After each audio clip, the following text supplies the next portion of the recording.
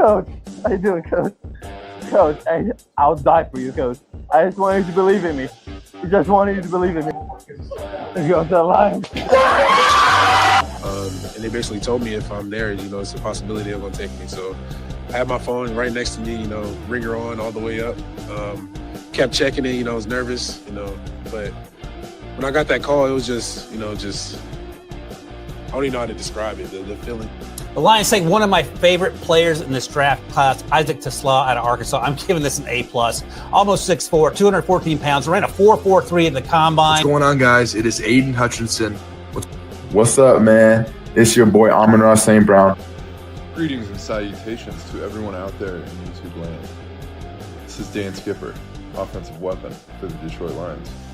Make sure you all help support Lions Talk Live, Coach Dan, by clicking on that like and subscribe button. Everybody, woo! Well, greetings and salutations, everybody out there in YouTube land. I am your host once again, Dan Thornton, and I want to thank you all for joining me here today. Hey, it's just after noon Eastern Standard Time, and as you guys know, about an hour or so ago, the Lions and the Houston Texans took to the field, started getting after things, and we've talked a whole lot about this Detroit Lions offense. All the weapons they have. Now you're adding a Tesla too, a high-powered energy machine. See what I did there?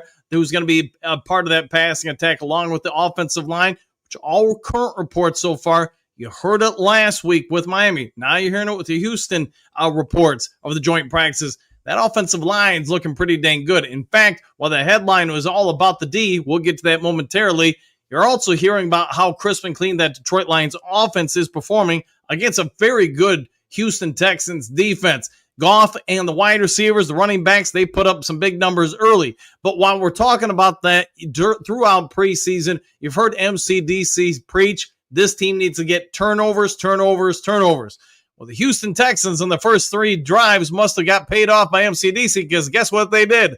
Turnover. Detroit Lions D, while we can't get into full details about their formations or anything like that, they restrict reporters, people at the field, fans, whatever it is, from taking out their phones or recording anything, taking notes, stuff like that. We're hearing all sorts of different stuff from either reporters there or fans there that the Lions D is being a big problem. They've had to stop practice a couple different times, the Houston coaching staff, to report, hey, we got to keep CJ upright. We've got to take care of the ball. They forced 2 interceptions and a fumble. And again, that's on the first 3 drives. They're still going to be going for about another 40 minutes or so with this joint practice today.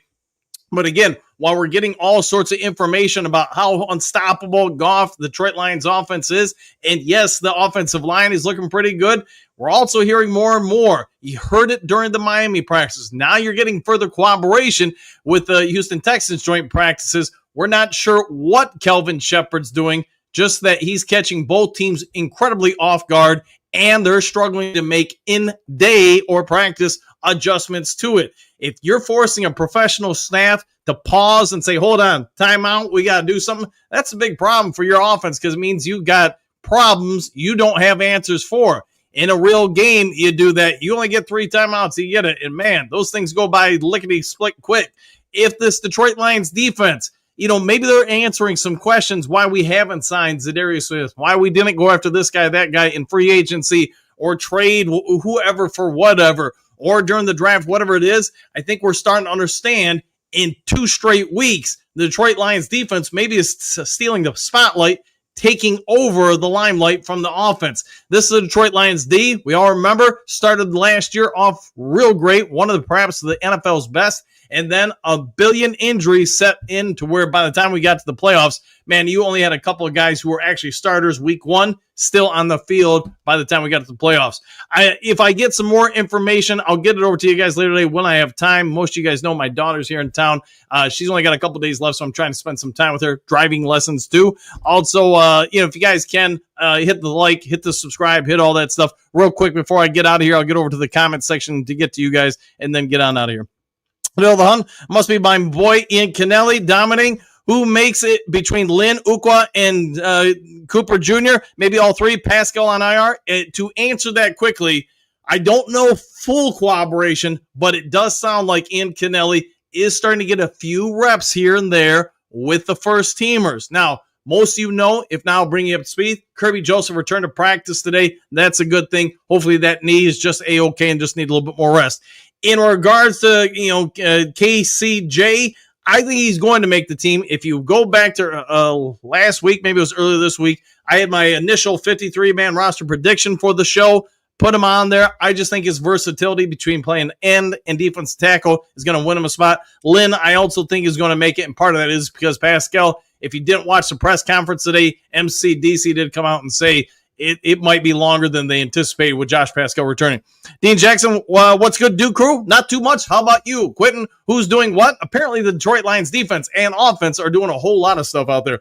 Till Hunt, if Terran Arnold evaluates, and Davenport stays healthy, it is Super Bowl with this team's offensive talent. I agree.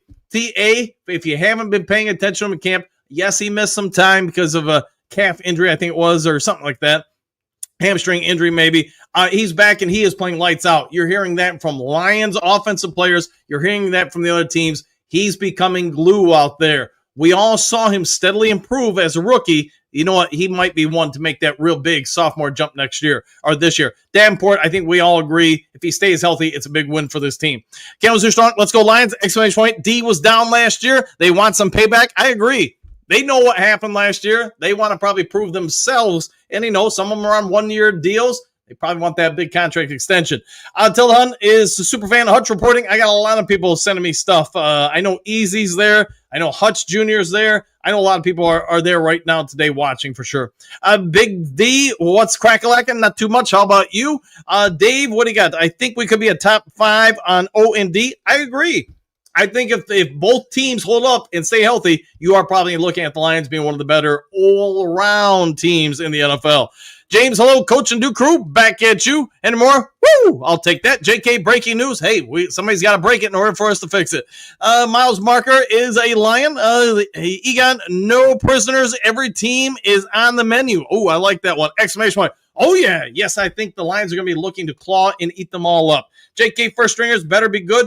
Yeah, and I think to a certain degree, I know every team has their own kind of mantra on how to handle the preseason. MCDC is clearly established at this point in his time with Detroit.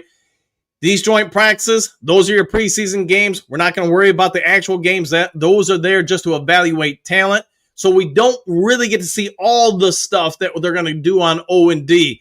That being said, as a coach, I have no doubt the Miami Dolphins and the Houston Texans are probably going to sell some of that information to, say, the Green Bay Packers, Chicago Bears, Baltimore Ravens, where that's fairly standard practice, even though it may be like a wink, wink, hey, I'm going to give you this information. What are you going to do for me? But at any rate, you're getting it from both joint practices. The Lions' first stringers are looking pretty unstoppable. James, go Lions. I like the way you're thinking. Frogger, what do you got? Lions strong, smiling. I'm taking that. Attila, I'm not even sure what that is. Maybe a beetle or maybe a bee. I don't know. Buzzing around anymore. Man, exclamation point. I love this podcast and we love you, Henry, all the time. Health plus rotation. I like that indeed. Detroit Sports Talk, bring Z home. We'll see if we can bring him home indeed. Miles Margaret, Kirby back, question mark. Good, exclamation point. Yes, he's back and he's out there today. I don't know if he's full participation. I know he's out there and returned. Also, some of you keep asking for an update on him. Mekhi Wingo, MCDC did clarify it in the presser today that he's back, but he's going to be really sidelined on the sides, work on training staff. It's going to make it hard to evaluate where he's at. And I feel for the Detroit Lions coaching staff because they potentially are going to keep him in less than a week from now while cutting somebody else that they've seen for 3 or 4 weeks. That's a tough situation. You're really gambling that, hey, Mekhi Wingo really is good to go. Miles Margaret, TA2, question mark. Yay, exclamation point. I'm down with that. Pierce stinks about Pascal. It does, man. And it's only speculation on anybody's behalf what's going on. I think we all probably have a pretty good speculation. I just say, man, thoughts and prayers for that young man, him and his family. They've been through a lot already in his life. Pierce, hoping it's not the big C word. Me too. It's Josh. Trade for Kayton Thibodeau to Detroit on cutdown day. I wonder if that would be possible. Could that happen? I don't know. We'll have to wait and see. That'll be part of the beauty of going from, say, 2 o'clock p.m. Eastern Standard Time next Tuesday to probably 4:30 for everything to become finalized officially. So we'll check on to it. And then Miles Martin, One Pride Worldwide, 100%. All right, guys, I'm going to check on out here, get you guys back to your day. I get more breaking news. I'll get it your way. Hit the subscribe, hit the like, hit all the buttons. Take care. Do some kind for somebody you don't know. See you all in the next Lions Talk Live. Take care, everybody.